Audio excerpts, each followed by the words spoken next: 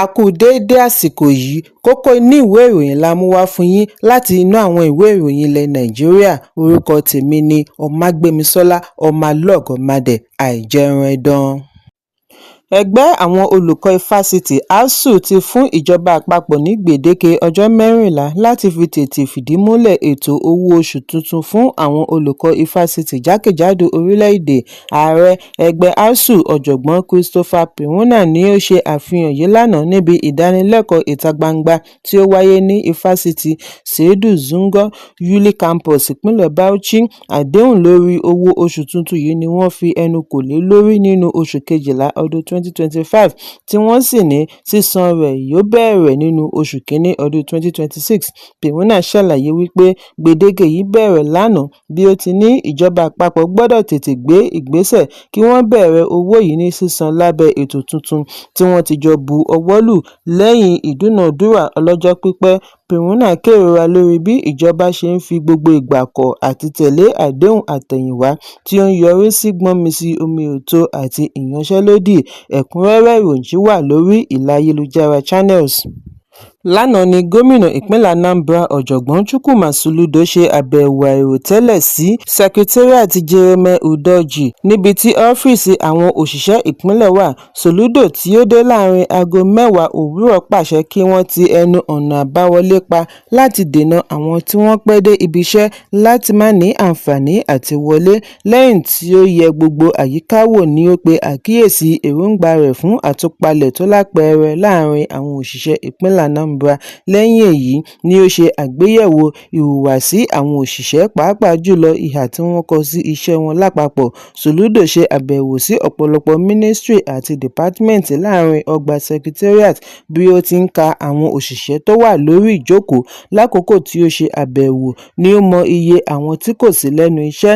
Lẹ́yìn àbẹ̀wò ni gómìnà kọ wípé òun ṣe àbẹ̀wò aláìròtẹ́lẹ̀ sí Secretariat lówùúrọ̀ òní.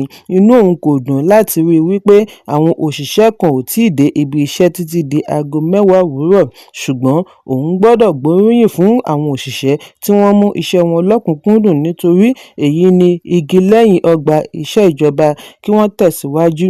Ó ní kí àwọn tí wọ́n fi iṣẹ́ ṣeré yìí tètè fi ààyè sílẹ̀ fún àwọn tí wọ́n níṣẹ́ ṣe nítorí akíkanjú òṣìṣẹ́ làwọn fẹ́.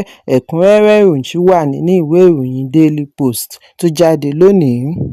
Ààrẹ ilé ìgbìmọ̀ àná David Mark ti ní ẹgbẹ́ òṣèlú All Progressives Congress APC kò ní agbára àti lè gbógun ti ìṣòro ààbò tó ń fojoojúmọ́ peléke sí i dójú àmì. Mark pèdè yìí ní ìlú Àbújá níbi ìpàdé pẹ̀lú àwọn tí ọ̀rọ̀ kàn pẹ̀lú ọmọ ẹgbẹ́ òṣèlú àti àwọn alátìlẹyìn níbi tí ó ti fi ẹ̀hónú rẹ̀ hàn lórí ìkọlù gbogbo ìgbà ní àwọn apá ibìkan lórílẹ̀-èdè. Ó fìdí ẹ̀ múlẹ̀ wípé pẹ̀lú gbogbo ọ̀rọ̀ àsọdájú gbogbo ìgbà láti ọ̀dọ̀ ìṣèjọba APC, ìṣòro ààbò túbọ̀ ń tẹ̀síwájú.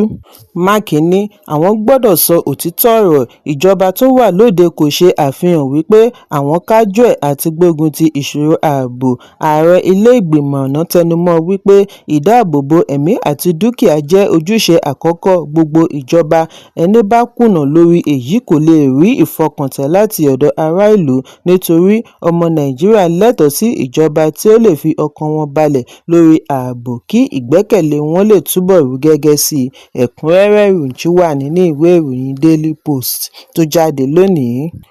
Lánàá ni iléeṣẹ́ ológun yọ̀ǹda ọ̀gá ológun 18 láti fẹ̀yìntì lẹ́yìn tí wọ́n ti lo ọdún 35 lẹ́nu iṣẹ́ 35 years in service. Iléeṣẹ́ ìròyìn náà ní jábọ̀ wípé ayẹyẹ aláràǹbarà yìí ṣe àfihàn ìparí ìpàdé ọlọ́jọ́ mẹ́ta tí ó wáyé ní ìlú Benin, ìpínlẹ̀ Edo. Nígbà tí ó ń sọ̀rọ̀ níbi ayẹyẹ, Corps Commander Nigerian Army Corps of Supply and Transport Major General Danjuma Shagaya ní lára àwọn tí wọ́n fẹ̀yìntì láti rí Major General 4 àti Brigadier General 14. Shagaya fìdí ẹ̀ múlẹ̀ wípé àwọn òṣìṣẹ́ yìí ti fi tọkàntọkàn sí orílẹ̀-èdè láti ìgbà tí wọ́n ti gbà wọ́n wọlé títí wọ́n fi fẹ̀yìntì. Ó ṣe àpèjúwe ìpàdé yìí ní ayẹyẹ àti ìmọrírì ìgbìyànjú wọn. Ó ní ayẹyẹ pulling out ceremony yìí ti wà láti ọjọ́ pípẹ́ láti pèsè ààyè sílẹ̀ àti ṣe ayẹyẹ àwọn ológun fún ìgbìyànjú wọn. Bákan náà ni ó gbóríyìn gbóríyìn fún Chief of Army Staff pẹ̀lú bí ó ti mọ rírì ìfarajìn àti ìdásí tí ó fi rán aṣojú wá láti fi yẹ́ wọn sí. Ẹ̀kúnrẹ́rẹ́ ìròyìn wà nínú ìwé ìròyìn Punch tó jáde lónìí. Ààrẹ Bọ́lá Tinubu ti buọwọ́ lu àlékún ètò ọkọ̀ tó ń lo afẹ́fẹ́ gáàsì Presidential Initiative on Compressed Natural Gas láti fi ọkọ̀ tó ń lo iná mọ̀nàmọ́ná kún. Ètò yìí yóò pa orúkọ dà sí Presidential Initiative on Compressed Natural Gas and Electric Vehicles PICNG and EV. Amúgbálẹ́gbẹ̀ẹ́ ààrẹ lórí ìròyìn àti ọgbọ́n inú Báyọ̀ Ọ̀nànúgà ni ó ṣe àfihàn yìí nínú àtẹ̀jáde tí wọ́n bu ọwọ́ lù lánàá pẹ̀lú àkọlé wípé ààrẹ Tinubu ti bu ọwọ́ lu àlékún PICNG láti fi EV kún. Ọ̀nànúgà ní ìgbésẹ̀ yìí yóò mú àlékún àti ìdàgbàsókè bá ọkọ̀ tó ń lo iná mọ̀nàmọ́ná àti àwọn okòòwò mìíràn tí ó fi ara pẹ́ jákèjádò orílẹ̀-èdè. Lẹ́yìn èyí ni ààrẹ Tinubu darí ọ̀gá àgbà fún àjọ PICNG and EV kí ó tètè ṣe ìdásílẹ̀ ìgbésẹ̀ fún ìpèsè conversion kits jákèjádò orílẹ̀-èdè kí ó sì rí dájú wípé kíìtì yìí wà ní àrọ́wọ́tó ọmọ Nàìjíríà ní owó tí kò ní ga ju ara lọ.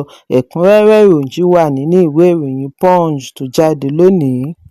Bí àwọn adarí ṣe ń gbìyànjú lórí ìgbésẹ̀ ìlàjà síwájú ìpàdé gbogbogbò ẹgbẹ́ National Convention tí yóò wáyé ní ọjọ́ Àìkú, ìgbìmọ̀ òṣìṣẹ́ tí Kabiru Tanimu darí láàrin ẹgbẹ́ òṣèlú People's Democratic Party (PDP) sọ lánàá wípé àwọn kò ní dẹ̀yìn nínú àtìlẹ́yìn wọn fún ààrẹ Bọ́lá Tinubu níbi àtúndì ìbò ní ọdún 2027 lábẹ́ ẹgbẹ́ òṣèlú All Progressives Congress (APC).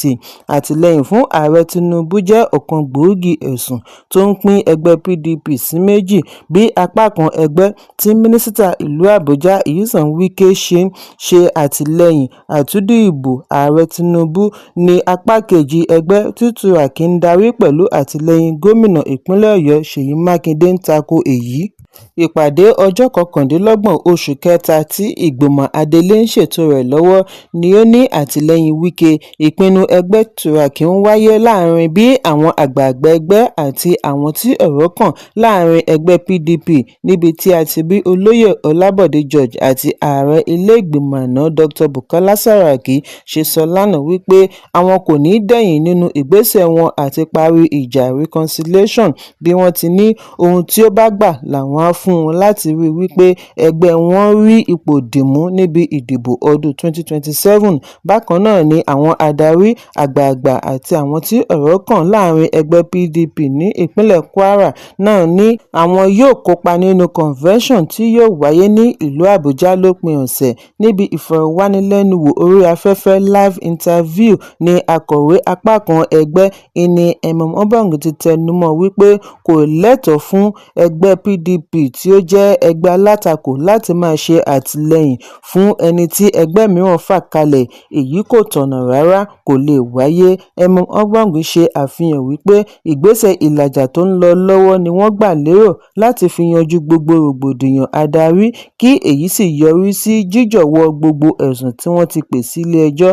Ó ní gómìnà Bala Mohammed àti Ṣèyí Mákindé ń ṣe àtìlẹ́yìn fún ìgbésẹ̀ yìí kí gbogbo rẹ̀ lè tètè níyanjú. Ẹ̀kúnrẹ́rẹ́ ìròyìn wà nínú ìwé ìròyìn Vanguard tó jáde lónìí. Òṣèré ilẹ̀ Nàìjíríà Yomi Fabiyi tún ti jáde wá láti wá gbè lẹ́yìn Ọlárẹ̀wájú Ọmọyínká tí gbogbo ènìyàn mọ̀ sí Bàbá Ìjẹ̀ṣà lórí awuyewuye tí ó dìrọ̀ mọ́ ẹ̀sùn tí ó rán lẹ́wọ̀n bí ó ti ní ìṣẹ̀lẹ̀ tí ó wáyé nínú ọdún 2021 jẹ́ eré lásán kì í ṣe ìgbìyànjú ìwà ọ̀daràn tí ó ní í ṣe pẹ̀lú ẹ̀sùn ìbálòpọ̀. Níbi live session kan tí ó ti gba gbogbo orí ìlà ayélujára báyìí ni Fabiyi ti gbìyànjú àti tẹ́ńbẹ́lú pẹ̀lú bí ẹ̀sùn yìí ṣe lágbára tó tí ó rán Bàbá Ìjẹ̀ṣà lẹ́wọ̀n.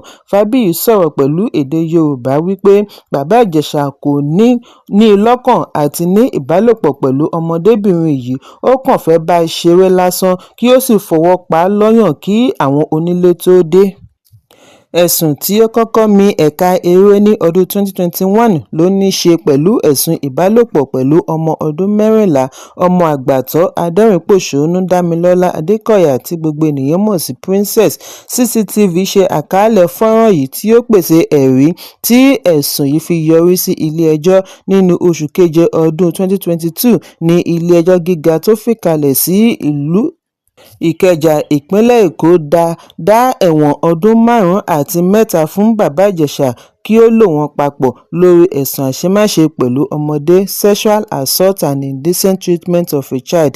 Lẹ́yìn ìyọ̀ǹda rẹ̀ kúrò nínú ẹ̀wọ̀n ní ẹ̀ka ìdájọ́ ìpínlẹ̀ Èkó gbé ìgbésẹ̀ láti ṣàlàyé ibi wọ́n gbé dúró lórí ẹ̀sùn. Attorney General àti Kọmíṣánná fún ẹ̀ka ìdájọ́ Lawal Pedro ṣàlàyé wípé bí ilé-ẹjọ́ kòtẹ́milọ́rùn ṣe gbé ẹ̀sùn wọ̀nyí sí ẹ̀gbẹ́ kan ni ó fìdí ẹ̀ múlẹ̀ ẹ̀wọ̀n tí ó ní í ṣe pẹ̀lú ẹ̀sùn ọdún 2021. Fábíyì tí ó jẹ́ ọ̀rẹ́minú Bàbá Ìjẹ̀ṣà wá lo ẹ̀rọ abánidọ́rẹ̀ẹ́ rẹ̀ ṣe ẹ̀sùn wípé ìwádìí àti bí wọ́n ṣe rán Bàbá Ìjẹ̀ṣà lẹ́wọ̀n kún fún ẹ̀ta inú àti àṣìṣe. Ó ní àwọn apá kan ẹ̀sùn yìí wà tí wọ́n gbọ́dọ̀ ṣe àgbéyẹ̀wò àti wípé àwọn tí wọ́n yanjú ẹ̀sùn kò tẹ̀lé ìlànà òfin. Bí ó ti ní àwọn yóò tẹ̀síwájú àti máa jìjàǹgbara tako ìṣelòdì sófin, selective justice and abuse of fundamental rights. Ọ̀rọ̀ Fábíyì yìí ti wá dá awuyewuye sílẹ̀ lórí ilẹ̀ ayélujára bí ọ̀pọ̀ ṣe rí èyí gẹ́gẹ́ bí ọ̀rọ̀ aláìnítara tako ọmọdé. Ẹ̀kúnrẹ́rẹ́ ìròyìn wà nínú ìwé ìròyìn Nigerian Tribune tó jáde lónìí. Kókó inú ìwé ìròyìn tòní kò ní jù báyìí lọ. Ẹ pàdé mi lọ́la fún àkọ́tún ìròyìn. Kí a tó lọ, ẹ má ṣaláì fi àkíyèsí yín ránṣẹ́ kí ẹ sì bá wa subscribe sójú náà wa lórí YouTube kí kókó inú ìwé ìròyìn lè máa tẹ̀ yín lọ́wọ́ ní kíákíá.